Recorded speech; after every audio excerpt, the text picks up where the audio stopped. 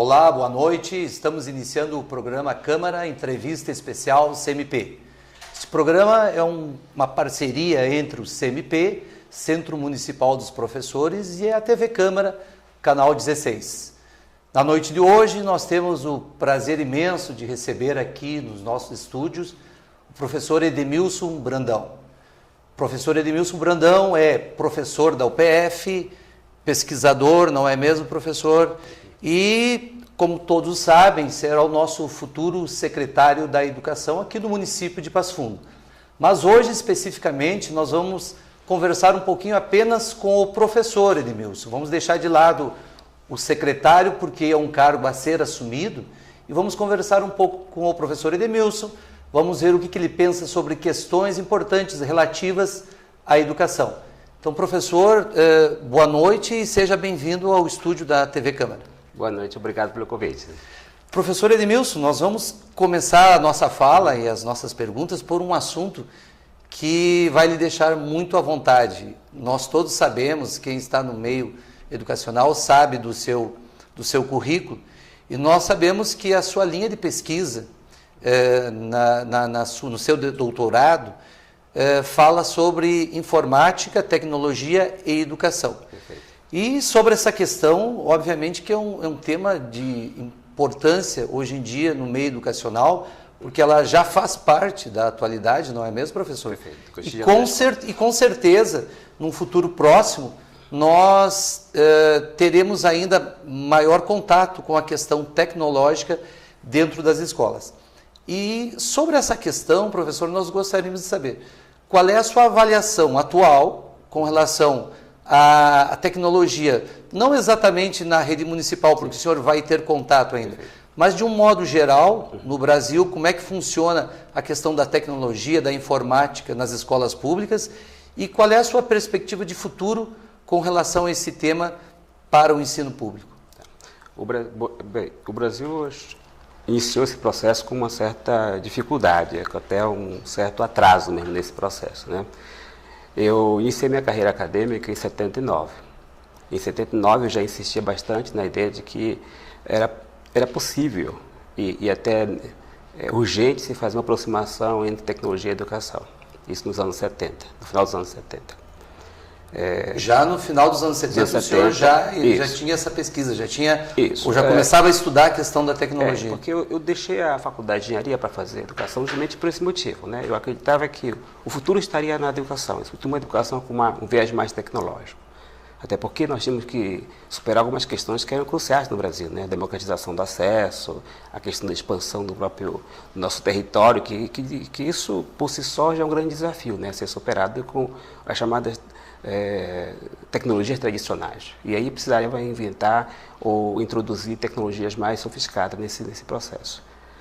Nos anos 80, eu tive que sair do Brasil para poder fazer meu curso no exterior, e lá a gente conseguiu perceber que realmente as coisas estavam muito mais avançadas do que nós imaginávamos, né?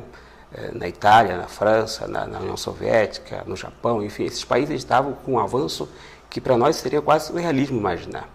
Só que eu sempre acreditava que era possível fazer isso. Isso já nos anos 80? Nos anos 80, isso. Então o Brasil, nesse período, iniciou um processo muito bonito, por sinal, que iniciou esse processo com a formação de professores, chamado ProInfo, né? É um programa de governo que iniciou o processo pensando na formação do professor para atuar com tecnologias. E ainda naquele momento havia uma carência muito grande de se chegar com tecnologia nas escolas. Os anos que se sucederam, né? Logo em seguida nós tivemos outros projetos de governo que foram muito bem sucedidos.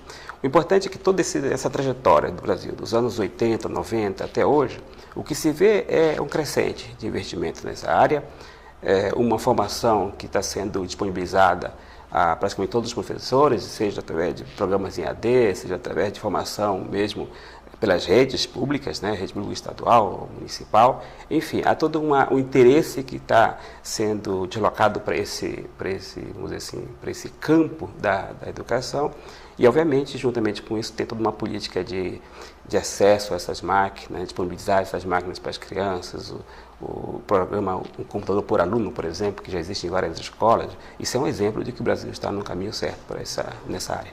Mas ainda sobre essa questão, o senhor fez um pequeno relato, um pequeno histórico da questão do avanço da tecnologia, da informática em relação à educação.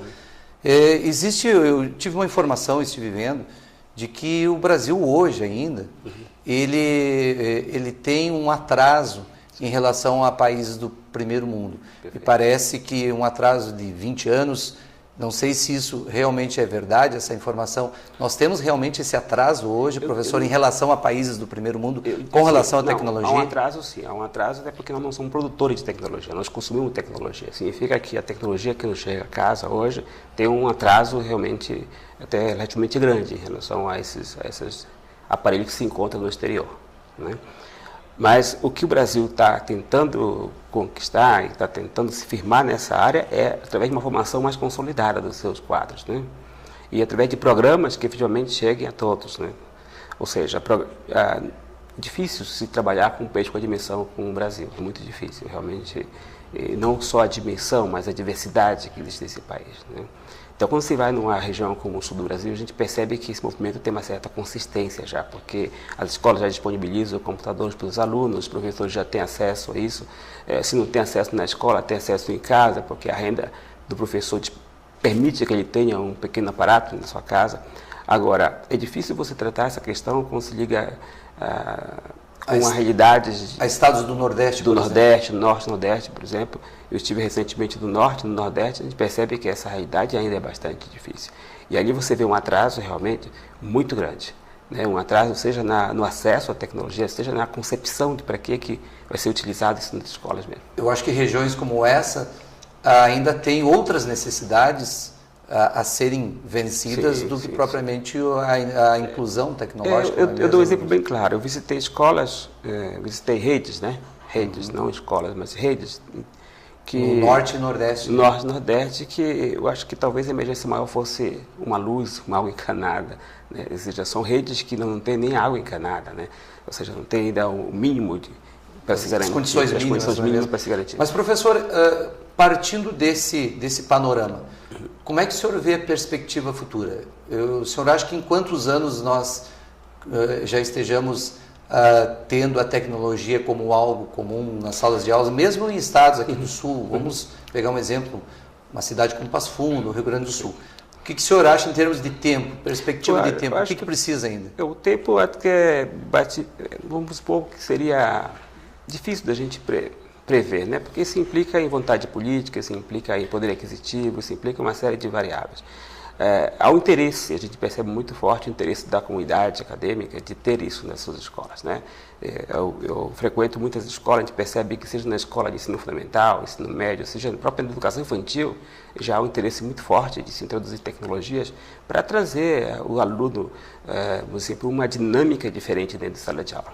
Então, isso é uma questão que facilmente vai ser resolvida no momento que você tem professores engajados nesse processo, que você tem um poder público com interesse de fazer investimento nessa área.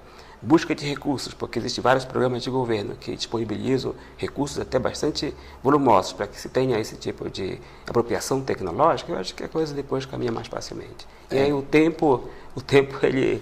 Então, o senhor é um otimista com relação a essa questão.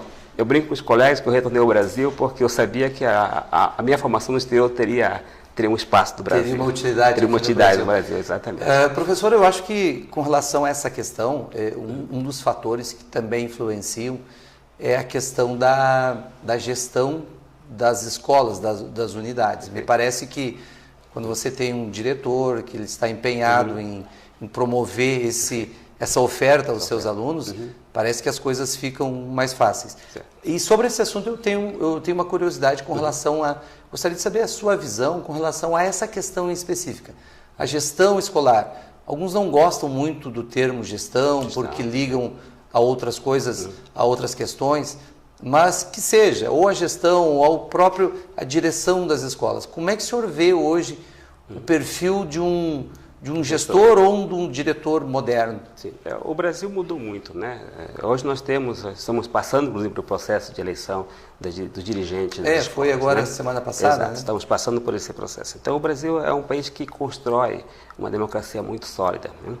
Então, o que está acontecendo? Os professores hoje, os dirigentes, né, eles sabem que existe uma demanda da comunidade que o elegeu, que faz pressão para que as coisas ocorram. Não é apenas mais uma ideia, uma decisão de uma única pessoa, né? Seja ele um diretor de uma escola, seja um diretor de uma rede. Existe todo um contexto que favorece com que as decisões sejam mais coletivas, né? É nesse sentido, o que vai prevalecer, portanto, é a necessidade das pessoas, da grande maioria. Da comunidade que está em torno daquela escola. Isso. E a comunidade hoje ela entende que questão de tecnologia é uma questão de sobrevivência, inclusive, daquele grupo, né? Então, não é mais uma questão de, vamos dizer assim, de apenas um objetivo, uma vaidade. Uma vaidade própria, uma vaidade pessoal. É um compromisso com toda uma comunidade. Quando eu cheguei a Passo Fundo, a gente fazia essa discussão com os colegas, a gente percebia que havia toda uma dificuldade de entender as razões pelas quais se colocava a tecnologia numa escola, numa universidade. Hoje não. Hoje as pessoas têm consciência de que aquilo trouxe benefício, traz benefício, né? E que, portanto, ele não pode ficar alheio a esse processo. O professor ele entende hoje também que ele tem que ser protagonista, ele não pode mais ser um espectador. E há pouco tempo atrás as pessoas até se acomodavam na condição de espectador. Então elas percebiam o movimento na escola, percebiam que as crianças traziam tecnologias e pouco faziam para participar daquele processo. Hoje elas se sentem partícipes do processo, elas querem ser partícipes do processo. E o senhor acha que hoje, então, o professor ele é bem mais protagonista do que já foi anteriormente? Bem mais protagonista. Mesmo não havendo todas as condições de uso tecnológico, de apropriação tecnológica, de domínio tecnológico, ele quer discutir, ele quer participar de eventos, ele quer trazer uma opinião de uma outra área, ele quer fazer uma análise sobre as questões que envolvem a tecnologia. Ou seja, hoje a tecnologia nas escolas não é apenas reservado a um especialista de tecnologia. Ele abrange todo o grupo, corpo docente, independentemente da sua aproximação de uso, a sua, vamos dizer assim, a sua capacidade de trabalhar bem aquela tecnologia em termos de programação, de utilização de programas sofisticados. O professor, ele sabe que aquilo ali é uma questão de apropriação, ou seja, ele vai com o tempo se aproximando e adquirindo algumas competências, mas isso nada impede que ele seja um protagonista. E eu acho que o mais importante é que todo esse envolvimento, ele resulte em ganho pedagógico para a pessoa que é mais interessada, que é o aluno, não é mesmo? Sim, acho que toda a tecnologia ela traz uma variável muito interessante dentro de uma escola, né? Que é a aprendizagem do novo, né? Ou seja, o professor tem que entender que dentro da escola o que deve manter o espírito da escola, manter a escola viva, é justamente a busca de uma novidade. E essa busca de novidade não significa que exatamente ele tem que dominar aquela novidade, mas ele simplesmente fazer uma reflexão, discutir, ver o lado bom daquilo, o lado ruim, também existem outros lados que não são bons, né, desse processo, trazer isso para dentro de sala de aula, discutir com seus alunos. Eu acho que o ganho está nesse processo que é justamente o que a gente chama de apropriação ou de protagonismo, independentemente da sua vocação tecnológica ou não. Que no mínimo ele seja um curioso, não é mesmo? No mínimo curioso, tem essa curiosidade pelo novo, né, pela novidade. Essa é a função do professor. Né? Exatamente. O professor tem que ser um curioso, ele não pode se acomodar no seu conhecimento. Não, de forma alguma. Perfeito. Professor, nós lhe trouxemos aqui, né, para conversarmos sobre diversos assuntos relacionados à educação. E eu não poderia deixar de lhe perguntar sobre o Plano Nacional de Educação. O senhor sabe que existe uma polêmica muito grande com relação ao plano, e em específico no Plano Nacional, vários itens falam na questão da valorização profissional do professor, do profissional da educação. Isso. Como é que o senhor, professor Edmilson, entende que um professor, um profissional de educação possa ser valorizado? Por onde passa essa valorização?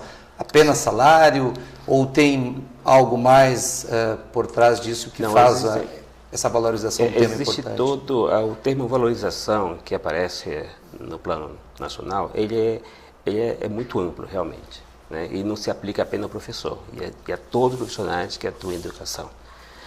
O que se viu nos últimos anos é uma educação que foi minguando, né, que foi diminuindo, seja na autoestima, seja na questão salarial, seja uma série de questões que isso fez com que muitos jovens não deixassem de optar pela carreira do magistério, ou mesmo se recusasse a participar de um processo educativo fora do magistério, fora da escola.